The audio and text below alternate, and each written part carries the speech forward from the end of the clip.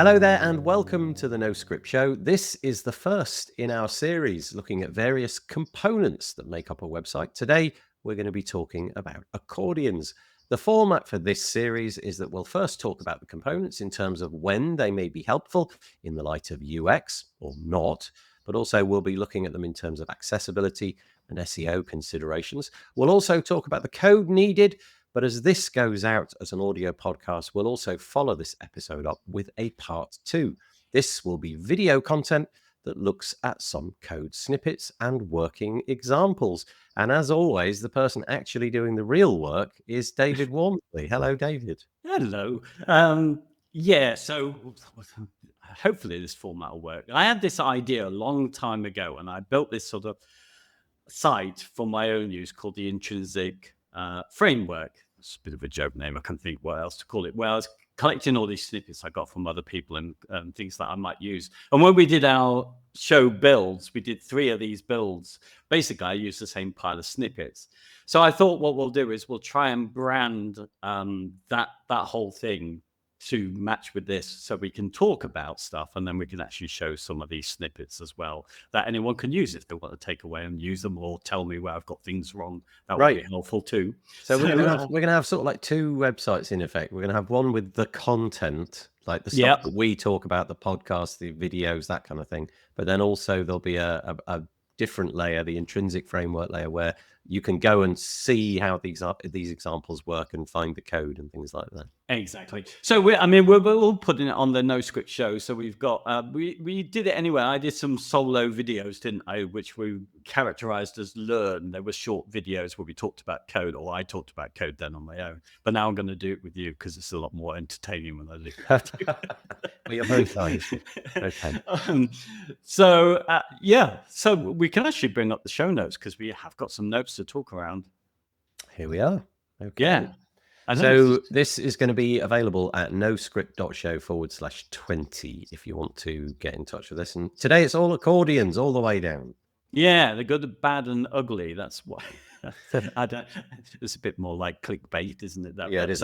Yeah. So we've got notes. So first, I guess we ought to start with defining what an accordion is. So I've got a couple of definitions, if you like, which I've seen from various places. One is that it's a collection of hide and show disclosure widgets, which is generally a sort of W3C kind of term for these things, disclosure widgets. And then other people, I think people like the Nielsen Norman group, or is it Norman Nielsen group? I always forget. Anyway, yes, the UX people. I think they would refer to it as a collection of headings with icons that, when triggered, would reveal a panel of previously hidden content. And I've put a little note on this one, actually, because I looked through a few articles preparing for this and talking about, design of accordions. And a lot of those, when I went to the example sites, and it could be that the example sites have changed, but they weren't actually what we would think as accordions, where something drops down below. They were sometimes overlays. They were sometimes just anchor text going to somewhere else on the page. So for this, we're really thinking of accordions as those drop down kind of things, little disclosure widgets. Yeah, can I tell you what I would have said prior to reading your show notes here? I would have just said, basically it's a bunch of horizontal titles, really. You click on it and then something appears, usually with some kind of transition, like a slide out or something like that. And you've got this option to open and close. Sometimes you open multiple, close multiple, have one open at a time, those kind of things. But I guess it comes from the instrument, doesn't it? That, the accordion, like a piano with a squeeze box in between, the idea that it gets bigger and it gets smaller. Yeah, but it goes sideways, doesn't it? Definitely goes sideways as opposed to up and down. But I'm imagining that's where it comes from anyway. But always to do with JavaScript. There's always an element of JavaScript in there because things have been hidden and they need to be revealed in some way. So that's why we're talking about it, because we can now do it with HTML and CSS and have it accessible. But nice. Next thing I've got here is obviously the types of accordion that we have, because they do have names. I didn't know this. So an exclusive accordion is when I think this is typical expected behavior of Accordion, that when you open one with a trigger or the heading, a panel, the other ones will close. So you only keep one open at a time. So they work as a group. But there is the non-exclusive accordion where you can open as many as you like. And then we have the kind of inclusive or non-inclusive where there is an open and close all toggle where you can just open them all up or close them all up if you want, which is quite handy. It's kind of curious, just thinking about it, it's kind of curious that this is something that's become a normal design pattern, because I'm imagining when the browsers first started implementing things in HTML, probably this wasn't even on anybody's radar. And then some ingenious person thought, gosh, there's too much here. Is there any way of making it less, getting rid of half of the content that we've got, but somehow discoverable by the user? And now it's just a completely normal, accepted part of, well, I'd imagine if you go to many, many websites, a significant proportion of them will have something akin to this somewhere, maybe as an FAQ or something like that. But anyway, carry on. Yeah, I mean, just thinking back to the websites that you did for clients before, did you use an accordion a lot? Yeah, quite often actually, and usually it was on the things like the FAQ kind of page where the whole point was that you wanted to put a ton of information on there, but you also wanted to make it so that the headings were the thing, not the actual content, and then the person could discover it. But I always implemented it with a kind of drag and drop page builder style solution. I don't think I ever built one outside of a CMS. So I didn't explore how the HTML was structured and the importance of that.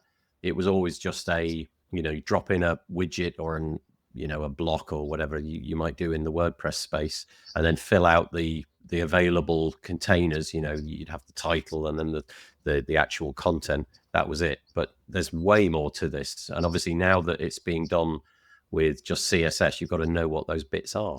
Yeah, and same for me, really. I don't think I used an accordion until I started using the page builder, and then I overused them now. Looking back, I can see it was there because you thought, oh, FAQ page. Yep. Of course, I need an accordion. Here's one I can drag in. Yep.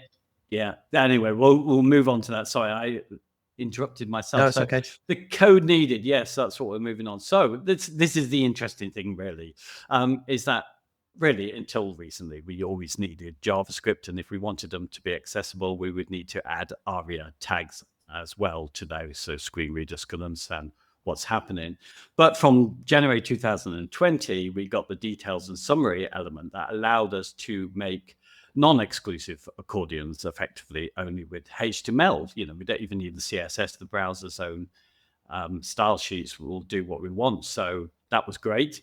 From September last year, 2024, we could add matching name attributes to the details element that would allow them to kind of work as one. So we could create exclusive icons. So one would close as the other one would open, as long as those names matched against it. So that was a big move forward. And in terms of sort of styling, we're not quite there yet, but just recently, and it's still limited at the moment, we have I always pause when I want to say this, Interpolate-size, which is something which has come to CSS. And what it does is, I don't know if I can explain it well, but in the case of us, it allows us to be able to use CSS to size something that isn't seen, that's hidden. So when something is closed, if you like, you've got no way of being able to do a transition to an open stage. And this will allow this to happen. Now, to be honest, we'll get onto that when we get onto the CSS. It's a bit of code that you probably want to put in all your style sheets and your resets, because they would have just introduced this ability to do it, but it would impact on other CSS. So you kind of have to add it in if you want this functionality. But it's one of these things that you're probably likely to always want. So you would just stick it in your resets. But anyway, it does allow now for us to have a bit of animation when we open those tabs, because as it is. So suddenly we've got something which is like the JavaScript, accordions that we've always known. There've always been a little bit of animation there. Can I just reprise that just to make sure I understood that? So prior to January 2021, you needed JavaScript if you wanted to achieve anything akin to a hide show state. Yes. Yes. So an accordion. January 2020, we got details and summary, which allowed us to have a single element. So you could do multiple single elements, but they weren't in any way connected with one another. You would just have a detail and then the summary, and you click on the detail and the summary is open, but there's no animation. It just suddenly open, suddenly close. Then in last year, that's surprising to me, September 2024, you could now somehow bind them together. So you could have multiple details, multiple summaries, and they would bind together so that you would open one and another would know that that was open. So maybe another one should collapse. So all of a sudden, September 2024, we've got something which starts to feel a little bit more like the JavaScript accordions where they're interacting with one another. And then finally, right now, Interpolate, he said, trying to get the word right, size is new. Maybe it's not widely accepted, but the idea there is it can figure out that there's this zero sized thing and then expand it. And now we've got the full range of things. It now feels like an entirely JavaScript-less accordion is available. Yeah. There was no way to have the height go from 0 to an auto size, which you would need to contain all of that stuff before this. And it's still not supported. It's only really on the Chromium browsers at the moment, but it will come to the rest. So I think we can guarantee that we'll be able to do this. Okay. There were other ways, which I'll talk about later on that one. So let's, shall we move on to why we might want to use them? Sure. So I'll bring up the article that I was looking at, which is from the, now it doesn't tell me whether it's Norman Neeson, but the NN group anyway. That's unhelpful, isn't it? Yes. And there's some great examples on here. Actually, I'm distracting myself. I'll go back to what we said were the main benefits. Can we just quickly go over this one? So what they list in, there's a few articles and I put links to them on the show notes here. But there's the benefits is really improved scannability. So there's less clutter on the page, so that you've mentioned there. Reduce scrolling if you need to get to specific content, so you can get there much quicker, and that it can make the content easier, particularly on mobiles when, say, you've got long articles and you want different sections.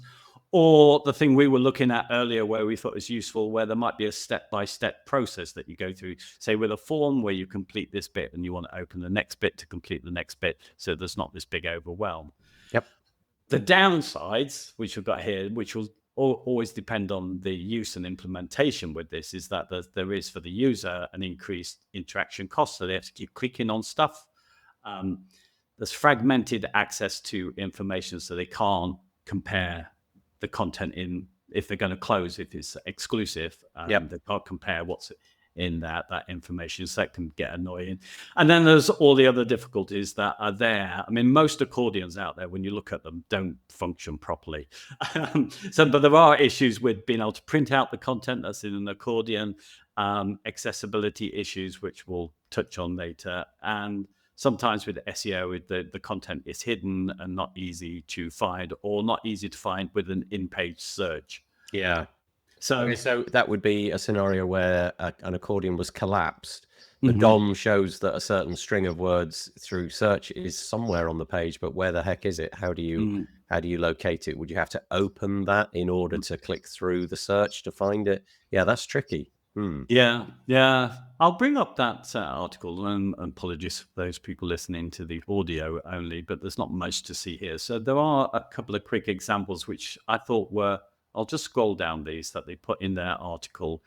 And the best use I think of is they show an example of the Logitech page, where it's a typical product page where you've got the main product on the left, and on the right you've got that thing where you will add to cart and some basic details. But also there's a little drop down of accordions there, where you can just get other information about the spec and details, compatibility, support, and all that kind of stuff. But not everybody will want that to go to checkout, and if you were to put that in, that would be a lot of text. You wouldn't see the item you're going to buy. So I see this as a really good use. Yeah, it's interesting because on some checkout pages you see the sort of the sister of accordions, which is tabs. So that's a horizontal layout. Yes, kind of a similar idea. But this works much better in a sidebar, doesn't it? You couldn't do a tabbed interface for that content. but an accordion here works really well. And it's curious because that example, I would use that. I would definitely be clicking on the specs and details, but I don't want to see the compatibility, the support, the in the box. I don't want to see any of that. So having it collapsed and me seeing the option to go into the text spec, that's exactly the way that I would like to see it. And it's all just in the sidebar. It's perfect. Yeah, and it solves that problem. And then they say there's about sort of 10% of people who just need all the details they can get. The type of person who will investigate the footer, for all the links and everything. That type of person. And it's a way of sort of bringing that up without, it makes it more available where it needs to be. So I can see the good use for that. Interesting thing is, though, on the Logitech, if you do go to that page now, I imagine it's changed since they did this article, which is only a couple of years ago. But now, if you actually go to that and you click on it, it doesn't open up a drop down. It does an overlay that comes in from the right hand side over it all. Yeah. So yeah. So never mind. Yeah. It's a good idea. Yeah. And the other example that they put here, which is from a site which is Learn HTML, where they use it to section up the sort of syllabus content that they might have there. So you might want to look at different things on the syllabus, and you can go into that. And you see that on a lot of articles as well, where there might just be not everything's going to be of interest, and you want to just not overwhelm. So you have to scan down. So I can see that. So there are a couple of good uses, but I'm guilty of, I'm going to scan down here to where I think the one that I'm most guilty of doing is this one here on the Department of Revenue that they show, where there's 3 accordions all closed. And if you were to open those up as they show, basically that's just a header and the normal standard bit of text, which would just be a lot easier to scan through this, wouldn't it? Well, given the amount of text there, I suppose a decision has to be made about whether there's any utility in having an accordion. And one of those thoughts is how much there is. And there's really not a lot. And because there's not a lot, why not just get rid of the accordion in the first place? Less interactions. But obviously, if each of those were, I don't know, twice, 3 times the length that it is there, then it suddenly does become useful because you're avoiding the scroll and all of that. But yeah, I think in that situation, I'm guessing that they're using some kind of CMS, and the CMS will probably have a field where they can dump that information, and that information will automatically end up in an accordion, if you know what I mean. As opposed to a page-by-page analysis of should this go in accordion, should it not? And maybe it's the CMS which is making the decision for them there. I mean, I've certainly gone to loads and loads of, obviously, I think page builder sites where there's frequently asked questions, and then literally the answer is just a couple of words. Yeah. Do you offer a refund? And you open it up, and the word is yes. It's so frustrating to have that interaction cost is really a lot of the problem, and you take on a lot of issues, responsibilities for how these things are going to work to be accessible to all. Okay, let's go back then. So accessibility considerations. So details and summary makes it a lot easier now for us to be able to create an accessible accordion, but we can't just stick a whole bunch of them together and leave it there. We do need to tell screen readers that this is a collection of items. So we do need ARIA to be able to let them know that it's grouped, which we'll get onto when we do the more video bit, but we need to sort of tell them how that is grouped as well. We need to decide whether that content or the content in there is going to be included, whether the accordion itself is going to be included in the summary of the page and its content. So for screen readers, they get a summary where they'll get the headers. So we have to bake that into it. And then we also have to consider, should those accordions have their own headers as such? So we would expect when we look at frequently asked questions a lot of the time that these are actually headers. But if we're using an accordion, a lot of the time with JavaScript, we would put that in a button, and it loses all its meaning as a header. It can't be a header and a button at the same time. And the same happens if we use summary within details.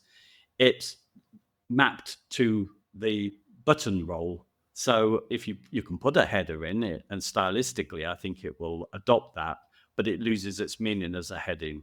So there are those sort of considerations about the type of content that we have for accessibility. Yeah, there's actually a lot there, isn't there? And coming from a background of using a CMS and page builders and things like that, obviously you are, maybe they have the options for these kind of things, but probably not. Maybe most people wouldn't explore them. Just the fact that it puts the accordion on the page, you kind of think, oh, that job's done. Yes. But there is a lot there. So ARIA label to say that things are grouped. So if you're using just a single details, so summary and details, you're better, that's fine. But when you start to group them together in this way that we were describing earlier, you need to in some way indicate that these are grouped. They form part of a wider group.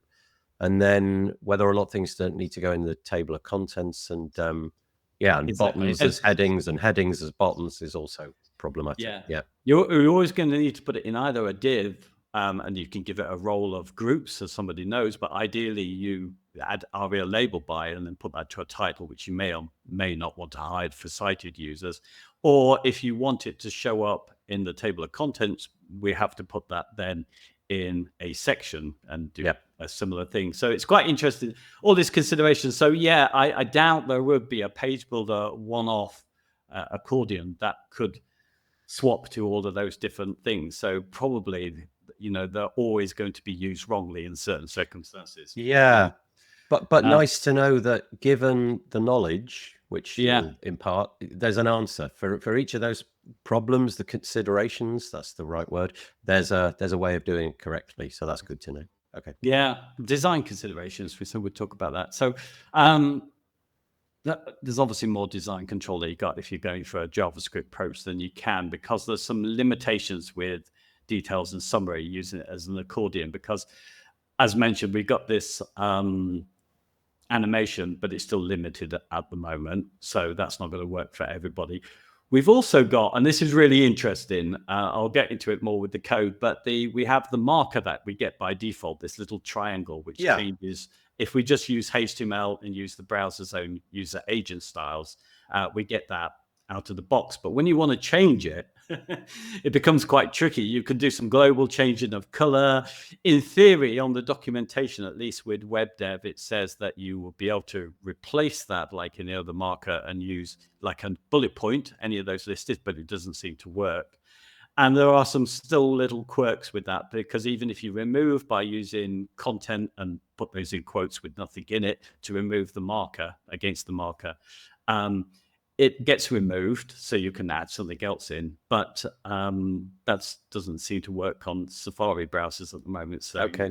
So there are, at the moment, there are design considerations, but I think, they probably still make it, for me, they make it worth looking to not have to deal with JavaScript and how that might fail for people and all the other considerations. I still think, we can design accordions just with details and summary quite well. Okay. We said we'll take everything by SEO. There's not much I can say on SEO. I did a bit of research to see what was being said about this. And as far as I know, if we're using details and summary, which is great, is the fact that search engines should be able to find the content that's within them. We'll also, and this is the big bonus, which we won't get with the JavaScript solution, is that we get in-page search. It will open up the tabs to find the content within those by default, which you won't necessarily, which is difficult to achieve actually with JavaScript. So there are some benefits, I think. And I think also, there are different reports out there, because the bottom line, I think, with Google is don't worry about your hidden content, we'll find it, but other people do experiments and they say might not be true under certain circumstances. So just to clarify that then, if you're just using a regular details and summary, then if you embed content in there and somebody is searching for that content, Google can find it. But not only that, in the browser will automatically open that summary area in order to reveal it when you do that search, and then ultimately, tab down to find it. Okay. Yeah, if the search finds it, but also if you're just on your page and you're using Control F or whatever. Yeah, exactly that. Yeah. Search. It will open up the right tabs. Well, I say that there is a caveat. That will be the case by the end of this year. By 2006, it should be. At the moment, it's just working in the Chromium browsers. Okay. Okay. So we're running a bit ahead with that. That was it. The only other little thing I looked at that I thought was a SEO consideration, because it made me think about FAQs, and there was a big thing, wasn't there, about using schema markup Yes. for these things and getting, I think this is my understanding. I'd love to be corrected if I'm wrong, but reading what they say, I think it's really only something you'd want to do for the sort of bona fide health organizations or government sites where they've got frequent asked questions, because they've really downgraded it. I think, they use AI to find most of the stuff, and they're not interested unless you're, a big legit company with some real serious frequently asked questions that are, going to be checked. So I don't think the whole marking up a schema, but effectively that would be its own thing anyway. You would just be, if you were still using schema, you would only be linking it to the IDs of your separate panels anyway. So okay. So that's it. And in conclusion, then, I guess. Yeah, well, I think as our show is the no script show, I mean, our thing is to try and make websites as simple as possible. So the reason why we're gathering these sort of snippets is that we can put together some more builds later as easily as possible for anyone could kind of do it. So as we're no good at scripting languages, we want to avoid JS. And it does look like there are some situations where we need JavaScript. So if we want something where it's a toggle, as we said, where we want to open everything up or close it all in one go, we need JavaScript for that. And I think under a circumstance like that, and another circumstance where we might want an actual heading to be the trigger for our panel, for the meaning there, under those circumstances, we need JavaScript. But I actually think I would, for those kind of things, I would do something like Josh Como does on his blog post, where I'd create my own little anchor tags that scroll down to the header for that. Yeah, so that's really useful if it's essentially you've got a whole page kind of accordion there, haven't you? You Yes. put something in a sidebar because it just makes it so much easier to get from point A to point B. But that really wouldn't work as an accordion because you'd be just hiding so much content. And when you opened one up, it'd be just like this massive scroll to get to the other one. Yeah, that's superior in that scenario, isn't it? I think so. I can't think of a situation, maybe you can, where I think using details and summary to make an exclusive accordion is something I will use where I need to save space, particularly with that Logitech on the shopping. I can say I use that. But for anything else where it needs JavaScript, I actually now think I'm at the point where I'd use a different pattern. Okay. I don't know if you... I think hiding content is its primary purpose, isn't it? It's just taking something which you kind of wish to be discoverable, but you don't wish for the person necessarily to see. So it's basically information which not everybody needs. So an FAQ is a great example of that. Because if you really genuinely don't need an answer to the 15 questions that you've got on there, just one of them, well, that's the one you want to hone into, but you want to be able to just summarize the titles quickly. Is it this question, this question? No, click on this one. There's my answer, and then move on. But the example that you just gave from Josh, that wouldn't work because all of that whole page is supposed to be the content. You don't really want to hide anything. You just want to navigate to it quickly. Yeah. And that's what Wikipedia do. They've got, basically anchor tags that take you to where you need to go. And I think that's a good way of doing it. And you keep all your headers. So, Yeah, and you can deep link from elsewhere, can't you? Which is quite nice. Yeah. Just to help people navigate this, let's say people are getting to the end of this piece of audio content. There's going to be some associated tutorials, if you like. You're going to do some run-throughs of how you actually build all of this. Where will that surface on our website? Will it be available in a particular spot? Will. This one will come up because it's following on from the Learn videos I did. So what we're just going to go and do now is it will be available on the noscript.show/learn/12.